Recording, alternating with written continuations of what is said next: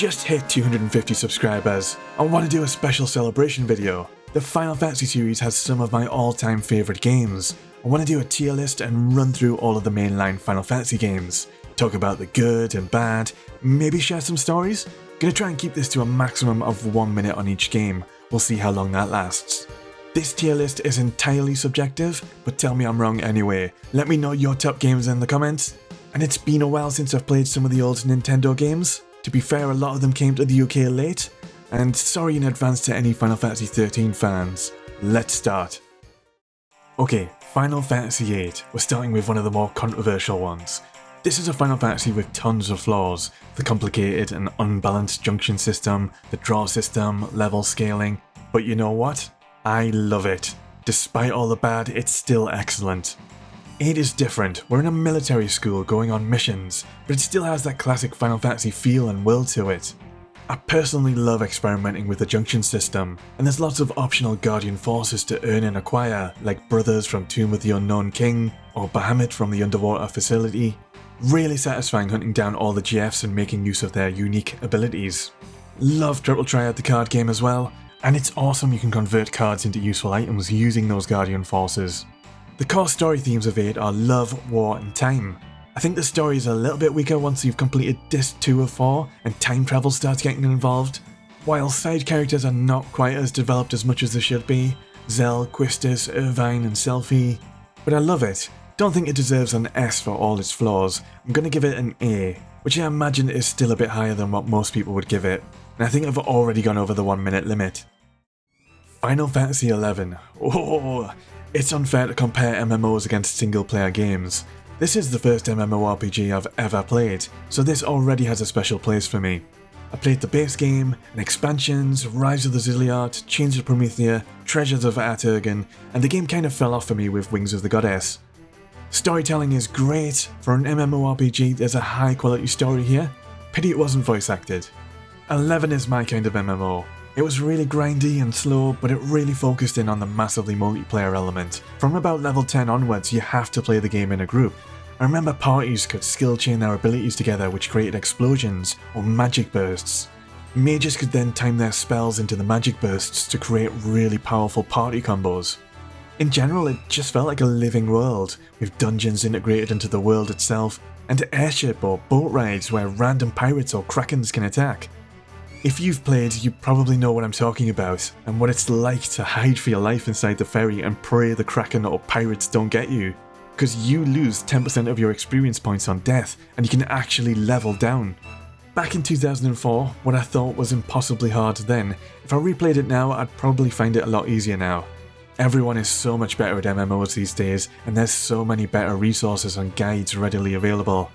I loved how endgame was always relevant. Sky, sea, Odin stuff. They didn't throw anything away or make older content useless with every patch.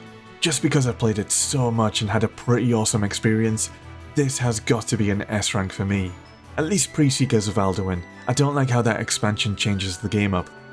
If I played 11 today, it wouldn't be an S rating, even with the great story. But this is a rating for the experience I had in this game's time. And definitely went over a minute with this one. Number 15. So just from the get-go before starting 15, you're expected to buy and watch the movie Kingsglaive. It felt like part of the game had been stripped away and sold as a movie. It's a bit disappointing when characters are voiced by legends like Sean Bean in the movie, but not in the game. But that same character has a different voice actor in the game. Not to mention the game itself was clearly unfinished at launch. There were gaping holes in the story. One of your characters just becomes blind and you don't know how he got blind, because that part of the game is sold as later DLC. The game just doesn't feel finished, especially the final arc. Combat is decent and there's a focus on open world design. I had some fun with the open world, hunting chocobos, chill drives with the car, but 15 also falls into the bad trends of open world design. I definitely want to revisit 15 again one day in the future and experience the fully finished product with all its DLC and a higher frame rate and better graphics, but for now it's getting a C rating. Jumping down from 15 to 5, this had a really good job system. A really good job system. That's probably the main selling point for me. It's addictive leveling up all the different Final Fantasy jobs and combining elements of different jobs together, and it's really exciting unlocking new jobs. I remember Ninja being awesome for letting you dual wield weapons, and Dragoon just looked badass. Characters are decent, story was decent, plenty of little twists with the characters, some pretty epic and memorable Final Fantasy moments here, like the original clash on the big bridge with Gilgamesh.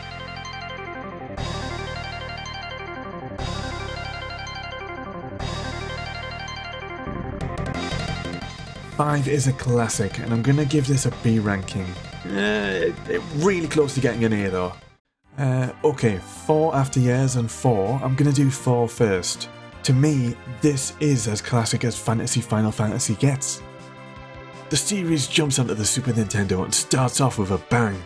From the get-go we're playing Dark Knights, Dragoons, Summoners, it's all the classic jobs at their best, and don't forget Spoony Bards.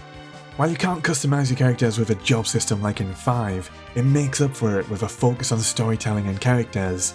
It does dip off a bit with the final quarter, I think we're on the moon or the dwarf areas, but apart from that, it's fantastic. I really liked Cecil's little arc of starting out as a Dark Knight and opening up to becoming a Paladin. Overall, it's a roller coaster of a story with characters I consider to be the legendary classics of Final Fantasy. A tier, but just. Final Fantasy IV AF. I think AF is an error here and it should be AY for After Years. But Final Fantasy IV After Years, I already know where this is going. Sadly, it's E tier. Despite 4 being so good, I really struggled with After Years. It's a chore, it's a drag, I don't really feel like it extended the story in a good way. I'd rather it didn't exist, to be honest. Felt like an unnecessary cash grab, and not sure I would even class this as a mainline Final Fantasy. 14. Okay, so the original 1.0 version of 14. I hated it. I hated the classes that were available, I hated the leveling up fatigue system, and overall it was rightly panned by reviewers. I came back a few big patches later while it was free and being worked on. The game became a lot better. Jobs like Dragoon, Paladin, Monk were added, and fights like Garuda and Ifrit were pretty cool. And a little later after that, A Realm Reborn was really good. I actually managed to build up a successful guild with real life friends and ones from Final Fantasy XI. And it was a pretty awesome experience clearing all of the raids together as a guild and building up our own estate. And just for this arc of the game alone, I'm giving this an S tier. But I will say after that, the game became a bit weaker for me. With the Heavensward expansion, the story was great, but Heavensward brought about some changes that I didn't like adding multiple difficulties to raids. We did them on easy mode with strangers, then together as a static group on a harder mode. It just wasn't as exciting doing the same content on a harder difficulty, and less rewarding. In A Realm Reborn it was quite the adventure going through Bahamut's Coil as a static group. With Stormblood the game kind of fell off for me. Shadowbringers, story was really good. Endwalker, I think it was really good, but I got a few criticisms. I think overall it's a good MMO, it does a good job of the social aspect with player housing. It's ultimately very hard to rate MMOs next to single player games, but just from our Realm Reborn experience alone, this deserves the S ranking. Number 9. This is the final game of the PS1 era. It's a lot of players' favourite Final Fantasy. It goes back to the Final Fantasy roots with a fantasy setting and gorgeous art style. Originally I would have given this an A tier ranking, but after replaying this recently, I think, for the writing behind the story and characters, this deserves an S ranking. Vivi is one of my favourite Final Fantasy characters, and his story and developments are so incredibly well written here. It's really hard for me not to be overwhelmed with empathy. I really like how each character has their own virtues and agenda. Even characters like Quina that seem like a joke, they're never forgotten about and you'll always have little moments with them, thanks to the active time event system. Kuja looks ridiculous, but he's a Final Fantasy villain written to have a little regret and actually come to his senses, which I like. Other villains like Sephiroth and Ultimecia can't be reasoned with, but maybe Kuja could. The Tetramaster card game is pretty good, chocobo digging is addictive as heck, and I like the return of 4 party members in combat. Endgame wasn't quite as big as other Final Fantasy games, but Ozma was still a cool endgame boss to work towards. Number 1. The original Final Fantasy. It was supposed to be the first and last Final Fantasy, but it was so successful it bred this entire series, and just for that reason alone it deserves some recognition. I played this game late, but it was still a solid JRPG. The 4 Fiends, Garland, Chaos are what I remember the most. Speaking of chaos, I love the Chaos Shrine music piece. It's oozing with nostalgia.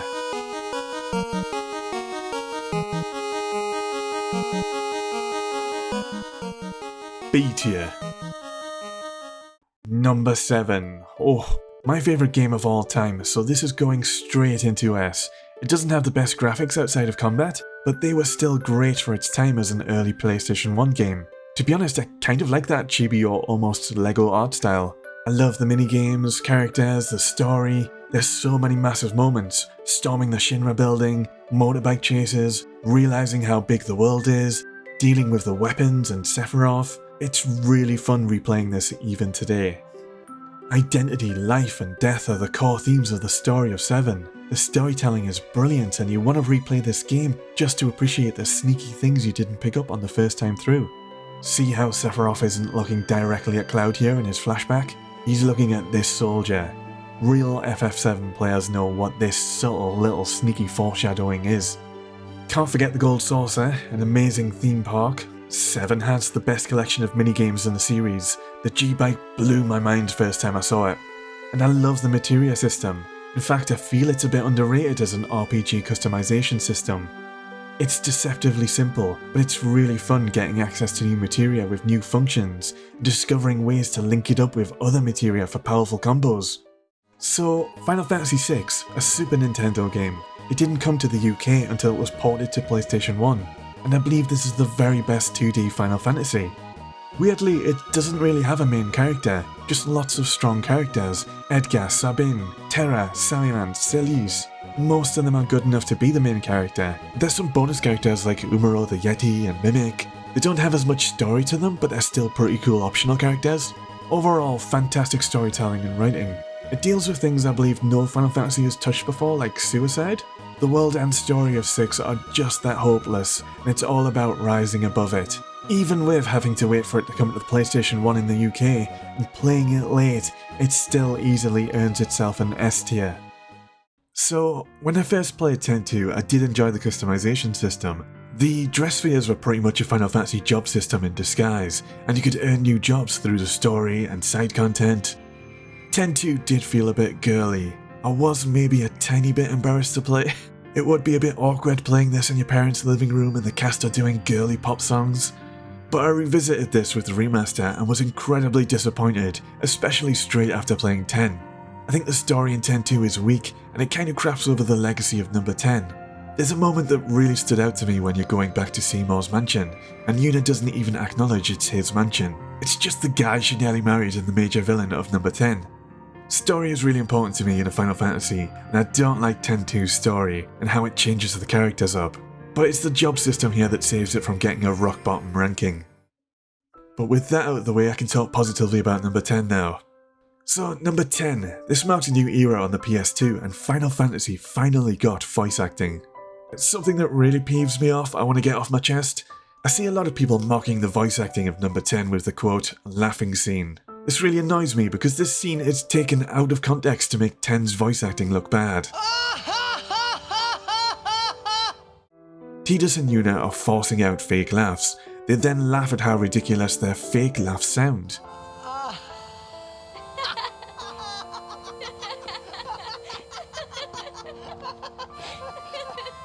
I think the voice acting is good. Love how summons are integral to the story and summons are really fun to play in combat. They're probably overpowered. Kind of sucks you miss out on a lot of summons if you don't get all the treasures in the trials throughout the game.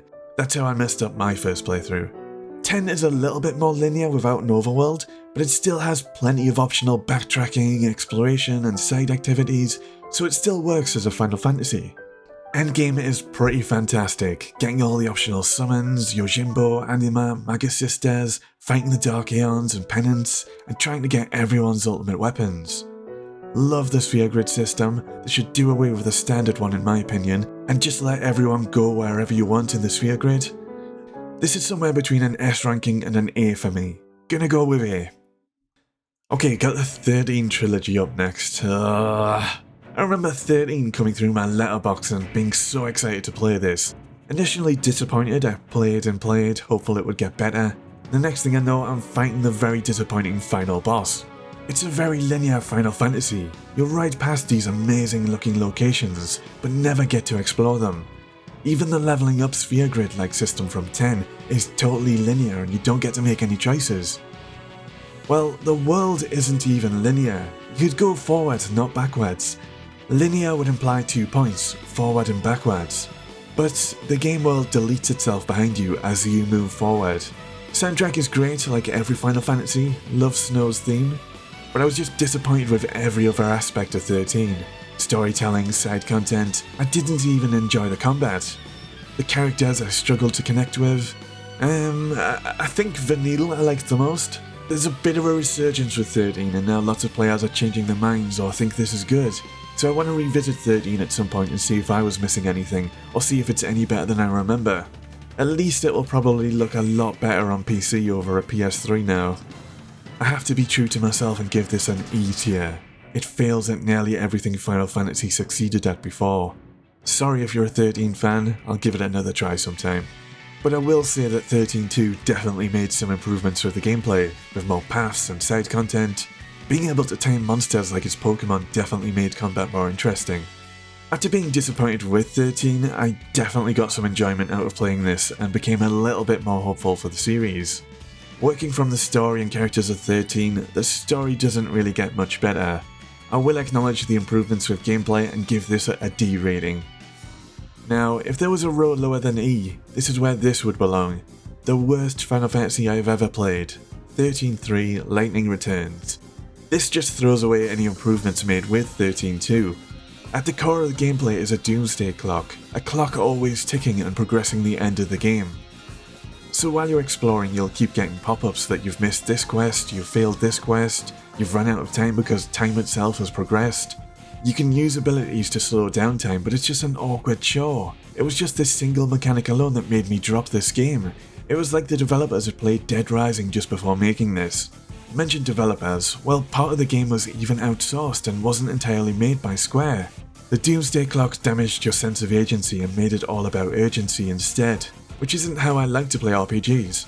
I could not get with the story and characters from what I did experience. I hate Hope as a character. Definitely the worst of the 13 trilogy. This is the only mainline Final Fantasy game I couldn't bring myself to finish, and I have to score this accordingly. So, number 3. This is the last of the NES era of Final Fantasy games. What was really memorable for me, especially after playing 14, is the Crystal Tower. The job system gets good with number 3, and it really makes the gameplay more enjoyable with those classic Final Fantasy jobs coming into play for the first time. You can experiment with different parties of job combinations, and it's pretty fun discovering what works well. While the job system was better in 5, this was good for its time. C tier. Not sure why Revenant Wings is in this list, I don't really count it as mainline, gonna take that out. Like 12, it's a solid Final Fantasy. I think characters like Van and Penelo are a bit weaker compared to characters like Balthier and Fran. I like the Zodiac version of the game with improvements to the job system and more endgame. I do like the world of Evilis, but I much prefer the original classic summons like Ifrit, Shiva, instead of Evilis's Famfrit and Belias. The combat in this one was a bit weird. It used a similar system to the MMO Final Fantasy XI, which isn't great in a single player game, but you could program your characters to do certain actions under certain requirements with gambits. I liked gambits, it was very satisfying seeing your almost pseudo-programming in action. I will say this one was quite grindy, and you were incentivized to grind with bonus loot for comboing hundreds of monster kills. The story was pretty much Star Wars, B tier. Number 2 is sadly the Final Fantasy I can remember the least. I can barely even remember the antagonist, the Emperor. But this is also the first Final Fantasy where Square actually gave you characters with names, not blank slates, and they tried to level up their storytelling. A lot of first time appearances too, like chocobos and iconic monsters like behemoths. Not a bad game, just to be honest something that's not engraved in my memory that well. It's a bit more forgettable. Going with D tier. That's all of them. I don't want to rank Final Fantasy VII Remake without having experienced the full trilogy, so let me know your top Final Fantasy games in the comments. Thanks for watching, and I hope you enjoyed this insight into my favourite Final Fantasy games. And thanks so much for helping me reach 250 subs. Peace for now.